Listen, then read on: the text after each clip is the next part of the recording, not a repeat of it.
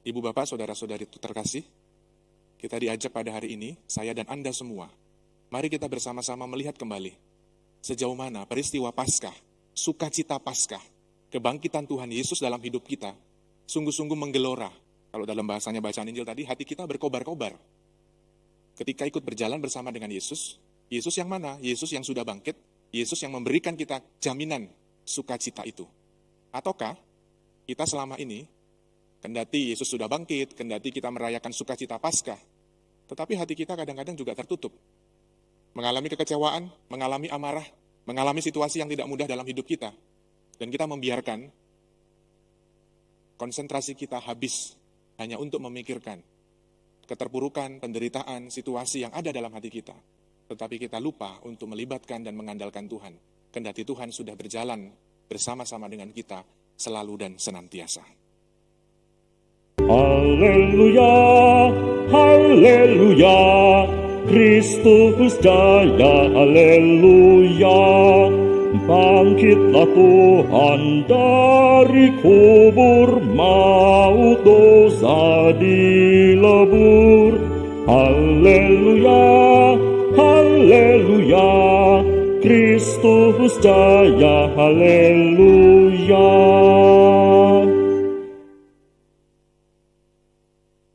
Dalam nama Bapa dan Putra dan Roh Kudus. Amin. Amin. Rahmat Tuhan kita Yesus Kristus, cinta kasih Allah dan persekutuan Roh Kudus bersamamu. Dan bersama rohmu. Ibu dan Bapak, saudari-saudara, teman-teman muda, serta anak-anakku yang terkasih. Selamat pagi semuanya. Pagi Romo. Pada kesempatan Ekaristi pagi ini, Rabu dalam Oktav Paskah yang pertama, kita sungguh-sungguh mau mengawali Ekaristi kita dengan ungkapan syukur kita, ungkapan sukacita kita. Kendati dalam perjalanan hidup kita, terkadang kita dalam tanda petik dibutakan mata kita dengan berbagai macam hal, pikiran-pikiran kita, perasaan-perasaan kita, yang acap kali kita tidak mengenali Tuhan Yesus yang sudah bangkit, hadir dan selalu menyertai perjalanan hidup kita. Maka marilah kita datang kepada Tuhan, memohon ampun atas segala dosa dan kelemahan kita, agar kita sungguh layak dan pantas merayakan misteri suci ini. Saya mengaku kepada Allah yang Maha Kuasa dan kepada saudara sekalian, bahwa saya telah berdosa dengan pikiran dan perkataan, dengan perbuatan dan kelalaian. Saya berdosa, saya sungguh berdosa. Oleh sebab itu saya mohon kepada Santa Perawan Maria, kepada para malaikat dan orang kudus, dan kepada saudara sekalian, supaya mendoakan saya pada Allah Tuhan kita. Semoga Allah yang Maha Kuasa mengasihani kita, mengampuni dosa kita, dan menghantar kita ke hidup yang kekal. Amin. Marilah berdoa. Allah Bapa sumber sukacita kami, setiap tahun Engkau mengembirakan kami dengan perayaan kebangkitan Kristus. Semoga perayaan yang kami langsungkan ini membimbing kami menuju sukacita abadi. Sebab Engkaulah Tuhan dan pengantara kami, yang hidup dan berkuasa, kini dan sepanjang segala masa. Amin. Mari kita bertekun dalam firman Tuhan. Bacaan dari Kisah Para Rasul. Pada suatu hari, menjelang waktu sembayang, yaitu pukul 3 petang, naiklah Petrus dan Yohanes ke bait Allah. Di situ ada seorang laki-laki yang lumpuh sejak lahirnya, sehingga ia harus diusung. Tiap-tiap hari, orang itu diletakkan dekat pintu gerbang bait Allah, yang bernama Gerbang Indah, untuk meminta sedekah kepada orang yang masuk ke dalam bait Allah. Ketika orang itu melihat bahwa Petrus dan Yohanes hendak masuk ke bait Allah, ia meminta sedekah. Mereka menatap dia, dan Petrus berkata, "Lihatlah kepada kami." Lalu orang itu menatap mereka dengan harapan akan mendapat sesuatu dari mereka.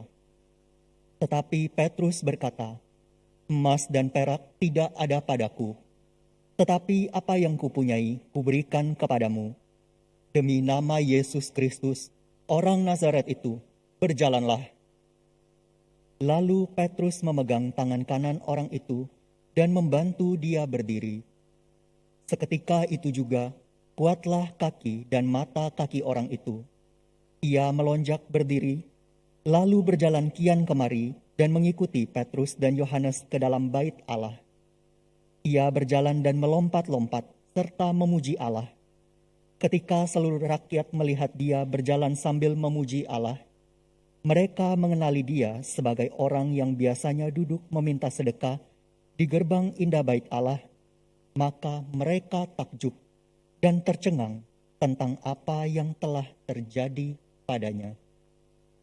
Demikianlah sabda Tuhan. Syukur pada Allah. Biarlah bersuka hati orang-orang yang mencari Tuhan.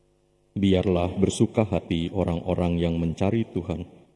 Bersyukurlah kepada Tuhan, serukanlah namanya, maklumkanlah perbuatannya di antara bangsa-bangsa. Bernyanyilah bagi Tuhan, bermazmurlah baginya, percakapkanlah segala perbuatannya yang ajaib. Biarlah bersuka hati orang-orang yang mencari Tuhan. Bermegahlah dalam namanya yang kudus, biarlah bersuka hati orang-orang yang mencari Tuhan. Carilah Tuhan dan kekuatannya, carilah selalu wajahnya. Biarlah bersuka hati orang-orang yang mencari Tuhan. Haleluya, haleluya, haleluya. Haleluya, haleluya, haleluya. Inilah hari yang dijadikan Tuhan. Marilah kita bersorak-sorai dan bersuka cita karenanya. Haleluya, haleluya, haleluya. Tuhan sertamu. Dan sertamu juga. Inilah Injil Yesus Kristus menurut Lukas. Dimuliakanlah Tuhan. Pada hari Sabat sesudah Yesus dimakamkan, 2 orang murid dari murid-murid Yesus pergi ke sebuah kampung bernama Emmaus, yang terletak kira-kira 7 mil jauhnya dari Yerusalem, dan mereka bercakap-cakap tentang segala sesuatu yang telah terjadi. Ketika mereka sedang bercakap-cakap dan bertukar pikiran, datanglah Yesus sendiri mendekati mereka, lalu berjalan bersama-sama dengan mereka. Tetapi ada sesuatu yang menghalangi mata mereka, sehingga mereka tidak dapat mengenali Dia. Yesus berkata kepada mereka, "Apakah yang kamu percakapkan sementara kamu berjalan?" Maka berhentilah mereka dengan muka muram. Seorang dari mereka namanya Kleopas menjawab, "Adakah engkau satu-satunya orang asing Yerusalem yang tidak tahu apa yang terjadi di situ pada hari-hari belakangan ini?" Katanya kepada mereka, "Apakah itu?" Jawab mereka, "Apa yang terjadi dengan Yesus orang Nazaret? Dia adalah seorang nabi yang berkuasa dalam pekerjaan dan perkataan di hadapan Allah dan di depan seluruh bangsa kami. Tetapi imam-imam kepala dan pemimpin-pemimpin kami telah menyerahkan dia untuk dihukum mati, dan mereka telah menyalibkannya. Padahal kami dahulu mengharapkan bahwa dialah yang datang untuk membebaskan bangsa Israel. Tetapi sementara itu telah lewat 3 hari sejak semuanya itu terjadi, dan beberapa perempuan kalangan kami telah mengejutkan kami. Pagi-pagi buta mereka telah pergi ke kubur dan tidak menemukan mayatnya. Lalu mereka datang dengan berita bahwa telah kelihatan kepada mereka malaikat-malaikat yang mengatakan bahwa Yesus hidup. Dan beberapa teman kami telah pergi ke kubur itu dan mendapati bahwa memang benar yang dikatakan perempuan-perempuan itu, tetapi Yesus sendiri tidak mereka lihat. Lalu ia berkata kepada mereka, "Hai kamu orang bodoh, betapa lambannya hatimu, sehingga kamu tidak percayakan segala sesuatu yang telah dikatakan para nabi. Bukankah Mesias harus menderita semuanya itu untuk masuk ke dalam kemuliaannya?" Lalu ia menjelaskan kepada mereka apa yang tertulis tentang dia dalam seluruh kitab suci, mulai dari kitab-kitab Musa dan segala kitab nabi-nabi. Sementara itu mereka mendekati kampung yang mereka tuju. Ia berbuat seolah-olah hendak meneruskan perjalanannya, tetapi mereka mendesaknya dengan sangat. "Tinggallah bersama-sama dengan kami, sebab hari telah menjelang malam dan matahari hampir terbenam." Lalu masuklah ia untuk tinggal bersama-sama dengan mereka. Waktu duduk makan dengan mereka, ia mengambil roti, mengucap berkat, lalu memecah-mecahkan roti itu dan memberikannya kepada mereka. Ketika itu terbukalah mata mereka dan mereka pun mengenali dia. Tetapi Yesus lenyap dari tengah-tengah mereka. kata mereka seorang kepada yang lain. Bukankah hati kita berkobar-kobar ketika ia berbicara dengan kita di tengah jalan, dan ketika ia menerangkan kitab suci kepada kita? Lalu bangunlah mereka dan langsung kembali ke Yerusalem. Di situ mereka mendapati ke-11 murid. Mereka sedang berkumpul bersama teman-teman mereka.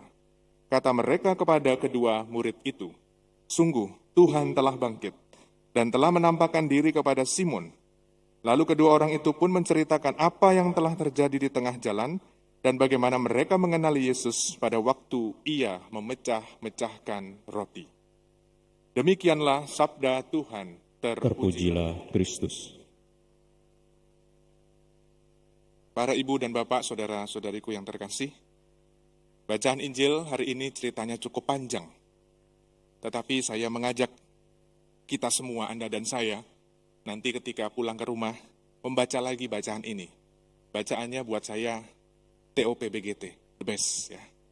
Baca sekali lagi dengan teliti, dengan jeli, begitu banyak hal yang Tuhan ingin ungkapkan di dalam perjalanan hidup kita. Saya mencoba untuk merenungkan dan merefleksikan, terkadang kalau kita sedang mengalami situasi, katakanlah galau ya, situasi bingung, situasi takut, bahkan mungkin situasi stres ya, apa yang kita lakukan? Bisa bertanya dalam diri kita masing-masing. Kalau saya mengalami situasi yang gak mudah, misalnya bertengkar dengan suami, dengan istri, ribut dengan anak-anak ya, lalu ada ribut dengan orang di kantor, dengan para manajer, apapun lah, dengan relasi-relasi kita, atau mungkin keinginan-keinginan kita yang belum tercapai, lalu tanya, Tuhan kenapa kok nggak dikabulkan keinginan saya? Lalu kita merasa stres, merasa galau, merasa bingung, merasa tak punya harapan, bahkan mungkin merasa putus asa. Kalau dalam situasi seperti itu, pertanyaannya, apa yang mesti kita lakukan? Ataukah kita mau melampiaskan emosi kita, melampiaskan amarah kita, dengan berbagai macam hal yang tadinya kaitannya dengan bosnya di kantor, bawa pulang ke rumah, marah-marah dengan istrinya, marah-marah lagi dengan anaknya, atau sebaliknya, kita duduk diam, berdoa di bawah salib, dan bertanya, Tuhan, apa yang kau kehendaki dalam perjalanan hidupku? Sebagaimana yang kita tahu dalam perjalanan dua murid ke Emmaus, kita bisa lihat tadi ya gambaran ceritanya. Mereka pulang ke Emmaus bukan hanya sekedar pulang kampung, tetapi bisa jadi perjalanan kedua murid ke Emmaus adalah perjalanan dalam tanda petik melarikan diri dari situasi yang tidak mengenakkan. Mereka tahu mereka punya guru, tetapi wafat dengan cara yang mengenaskan. Bisa dibayangkan perasaan mereka seperti apa? Tetapi yang menarik adalah kita tidak hanya berhenti pada peristiwa itu, tetapi Yesus menyertai perjalanan mereka. Tetapi saking pikirannya itu sudah negatif, pikirannya sudah overthinking kemana-mana, kalau bahasa orang muda sekarang ya, overthinking ya. Kita berpikir di luar apa yang kira-kira belum terjadi, tetapi kita sudah pikirkan itu. Membuat kita kalut, membuat kita menjadi pribadi yang sampai seorang Yesus pun berjalan bersama mereka pun mereka tidak menyadari itu. Bisa jadi perjalanan kedua murid ke Emmaus, kita alami dalam perjalanan batin kita. Kita alami dalam perjalanan dan pesiarahan hidup kita. Kala kita mengalami situasi yang tidak mudah, kita lupa.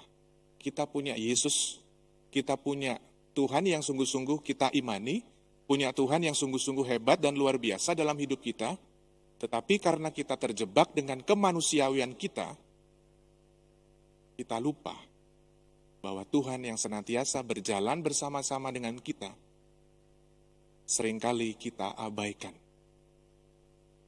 Ibu bapak, saudara-saudari terkasih, kita diajak pada hari ini, saya dan Anda semua, mari kita bersama-sama melihat kembali sejauh mana peristiwa Paskah, sukacita Paskah, kebangkitan Tuhan Yesus dalam hidup kita, sungguh-sungguh menggelora. Kalau dalam bahasanya bacaan Injil tadi, hati kita berkobar-kobar. Ketika ikut berjalan bersama dengan Yesus, Yesus yang mana? Yesus yang sudah bangkit, Yesus yang memberikan kita jaminan sukacita itu. Ataukah kita selama ini, kendati Yesus sudah bangkit, kendati kita merayakan sukacita Paskah, tetapi hati kita kadang-kadang juga tertutup. Mengalami kekecewaan, mengalami amarah, mengalami situasi yang tidak mudah dalam hidup kita, dan kita membiarkan konsentrasi kita habis hanya untuk memikirkan keterpurukan, penderitaan, situasi yang ada dalam hati kita. Tetapi kita lupa untuk melibatkan dan mengandalkan Tuhan. Kendati Tuhan sudah berjalan bersama-sama dengan kita selalu dan senantiasa. Agunglah misteri iman kita. Penyelamat dunia, selamatkanlah kami, karena melalui salib dan kebangkitan-Mu, Engkau telah membebaskan kami. Marilah berdoa. Allah Bapa sumber pembaharuan, kami telah menyambut tubuh dan darah putra-Mu terkasih. Semoga kami Kau lepaskan dari cara hidup manusia lama kami, dan Kau jadikan kami sebagai manusia baru yang senantiasa menyadari kehadiran-Mu di dalam perjalanan hidup kami. Demi Kristus Tuhan dan pengantara kami. Amin. Ibu Bapak, Saudara-saudariku yang terkasih, terima kasih kebersamaan kita dalam Ekaristi pagi ini. Terima kasih kepada seluruh petugas liturgi yang sudah membantu, lektor, prodiakon, pastior, koster, dan juga tim AV dan tatip, dan kita semua yang hadir, baik di gereja maupun secara live streaming. Semoga perjalanan iman dan hidup kita sungguh-sungguh menyadari kehadiran Tuhan di dalam perjalanan dan pesiarahan hidup kita, dan yakin bahwa Tuhan selalu dan senantiasa menyertai hidup kita. Marilah kita mengakhiri ibadah kita dengan memohon berkat Tuhan. Tuhan bersamamu Dan bersama roh-Mu. Semoga Allah Bapa yang Maha Baik senantiasa menyertai dan melindungi kita semua, serta memberkati kita dalam nama Bapa dan Putra dan Roh Kudus. Amin. Saudari-saudaraku terkasih, dengan ini perayaan Ekaristi kita sudah selesai. Haleluya, haleluya. Syukur kepada Allah. Haleluya, haleluya. Pergilah membawa kabar sukacita Tuhan. Amin.